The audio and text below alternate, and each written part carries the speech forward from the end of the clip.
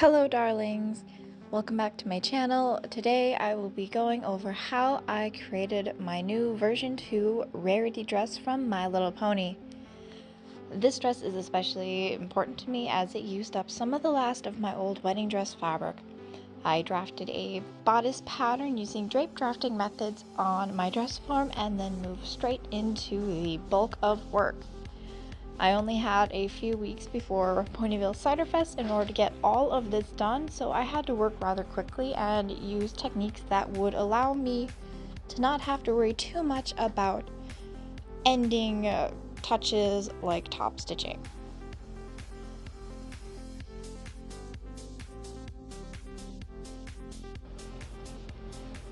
The bodice is fully lined, made, and detailed with princess seams, so I needed to cut out one layer of my fashion fabric and a layer of my lining fabric.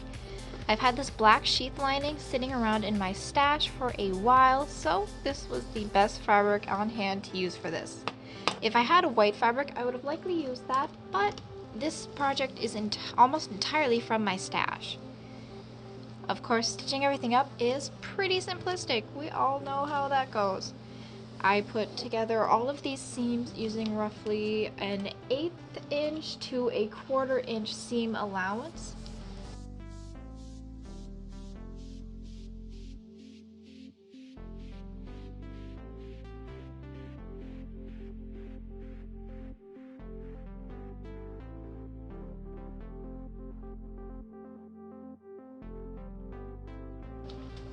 One thing of note while I was putting this together is I left the side seams on both layers completely open. This way, when I was putting it together, merging the fashion fabric and the lining, I wouldn't have to worry too much about added bulk, and I could do so in a way that would close the sleeve and armholes. After that, of course, came a lot of clipping. This bodice features many nice curves in the design, so all of those needed to lie flat. This honestly took the longest out of most of the things that needed to happen. And if you don't already do it, you should be pressing your seams after everything. Pressing your seams not only helps everything lay flat, it gives your garments a cleaner, crisper, more professional appearance. Honestly, this step I don't feel is negotiable in sewing. If you don't press your seams, I recommend starting to. So, for lining and attaching both parts of the bodice together, we are laying them wrong sides together. For this bodice style in particular, I'm going to be sewing up all around the collar, as well as down through around the sleeves. This way, when I pull things through, it will be fully lined and very clean. So let's do that now. I hope I'm not the only one, but honestly, I find sped up footage of sewing, especially on sewing machines, to be so freaking soothing. Plus, when you leave the sound on, it's got this ASMR touch that's mwah.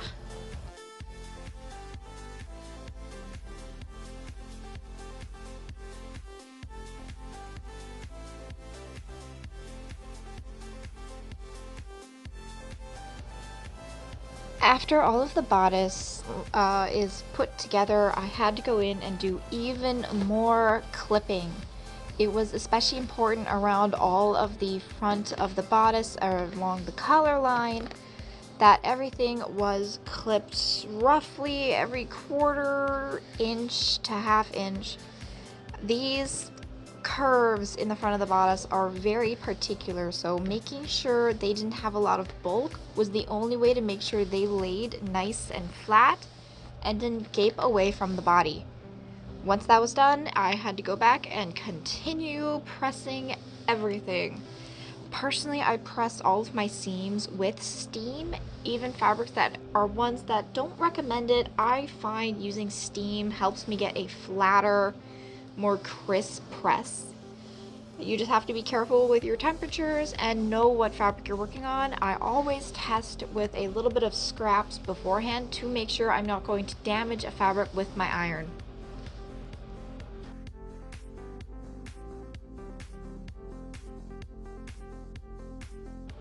And here's the update I have been so excited for.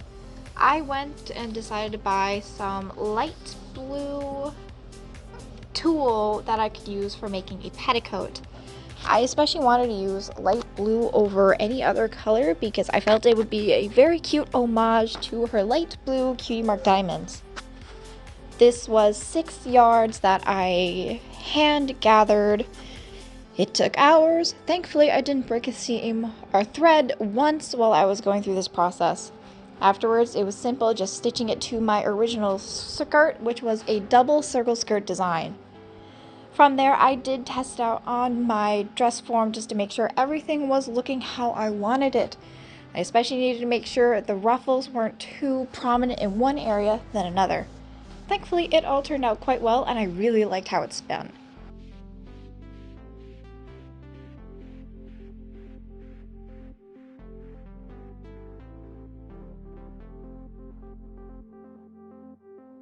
Plus, peep me being the weirdest of weirdos going under the skirt just to make sure everything looked just how I wanted it. Yes, I went this far. I ended up having to go through it as well with an anti-static cling spray because if you work with tulle, you know how staticky it can get just from working with it on a sewing machine. Once I was able to spray everything down, it helped the skirt lay so much better, and it just, yes! Honestly, I think this might be my favorite part of the dress. Once everything was perfected, I did a base stitch on my sewing machine, and then I went through one more time with my serger just to make sure any raw edges were cleaned up. We are in master's category here, but serging your seams or cleaning them up in some way is something I believe any level of seamstress should be able to do. And for the very final touch, of course, I had to use these cute white shoes that I found. They started out as a weird brown color. You can still kind of see they're slightly brown on the fabric, but I went through and I ended up bleach dyeing them with some gel bleach a couple times before stopping just to get the bottoms painted. This part took so long. It was horrible. I tried a couple different cleaners before ending up on 99% isopropyl alcohol.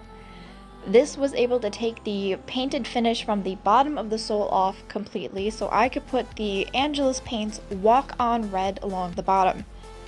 Personal aesthetic, I do believe Rarity, being the fashionista prima donna she is, would of course have Louis Vuitton shoes.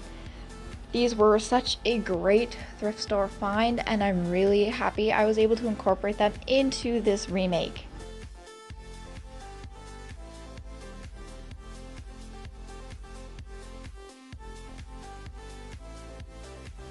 If you noticed the sudden change, good for you! Yes, I ended up stopping just to tape off the shoes because I got insanely paranoid of getting some of the red onto the newly off-white shoelace.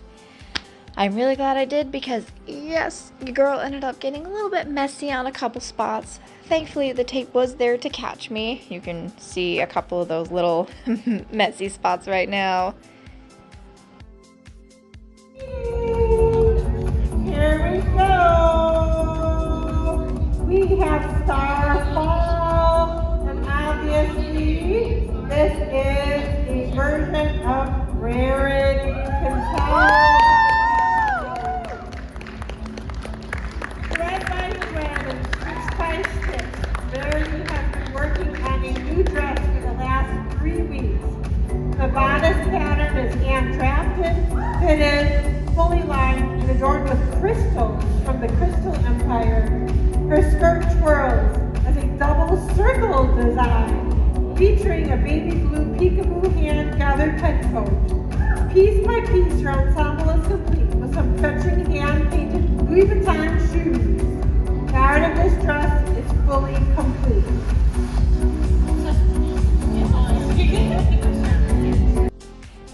If you've hit the end of this video, I just want to say a big thank you for following me on this journey. If you haven't already, please hit subscribe, as well as find me over on Facebook and Instagram. See you later, darlings.